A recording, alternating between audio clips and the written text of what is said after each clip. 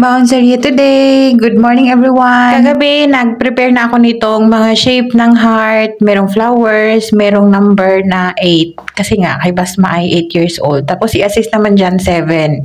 Dalawa yung ginawan ko niyan, yung favorite nilang crispy za'atar with olive oil. Gamit ko ang tortilla bread dyan. Naglagay ako ng olive oil and za'atar. Yung para naman kay Bunso, yung kay Asis, hindi ko niluto kasi nga hindi siya makapasok at may sakit. Kalagitnaan naman ng pag-prepare ko dyan, biglang dumating si Belle sa kusina at ang sabi pati daw si Basma hindi makapasok dahil nga nahawa na rin. May mga flu nga yung mga bata dito. Pero sige na nga lang, nampisahan ko na yung kay Basma, i-prepare ko na lang din since napapunta din siya sa ospital. At yung ginawa nating mamon kahapon, lagyan natin ng twist to.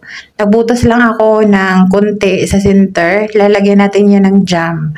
Sabi kasi ni Basma masarap naman pero very plain ko no. Then sinilip ko yung ating crispy tortilla bread with za'atar. Okay na siya. Mahinang apoy lang yan para mag-crispy at hindi masyadong masunog agad. Papalamigin muna natin ng konti bago natin ilagay yan sa lunchbox. Tinamad akong gumamit ng piping bag kaya cling film yung gamit ko. Sayang kasi ilang piraso lang naman to. Yung dalawang girls nilagyan ko ng raspberry jam. Pwede din to vanilla frosting or cream cheese frosting sana. Wala na akong oras kaya jam na lang muna. Itong mamo natin masarap talaga yan lalo na paglalagyan ng cheese, yung kagaya kahapon. Kaso lang dito guys, masyak talaga sila pag yung cake merong cheese. Ewan ko ba. So ito na nga yung kay Abdul Ilah, yung pangalawa naming alaga. Nutella yung nilagay ko.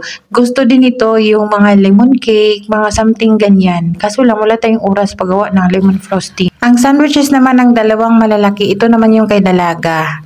Gusto niya yung itlog na mayroong mga onions, green onions yung ginamit ko. Yung bread na ginamit ko dyan, yung ating olive spaghetti. Gustong gusto niya yan. Pati yung mga amo kong babae at lalaki kahapon, yun yung ginamit nila for breakfast. At ang sabi, very perfect daw at very yummy yung bread. Binalot ko ng foil yan para hindi siya masira. Para naman kay Abdul Ilah, brown bread, Arabic bread yung gamit ko. Nilagyan ko ng cream cheese, tapos plain egg na omelette. Binalot ko din ng foil yan para hindi magkalasog-lasog at meron siyang katabing cupcake. Para naman sa kanilang fruits, naglagay ako ng apricot na malalaki. Hiniwa ko lang tapos naglagay ako ng green grapes. Green grapes lang yung pangalawa naming alaga kasi ayaw niya ng apricot.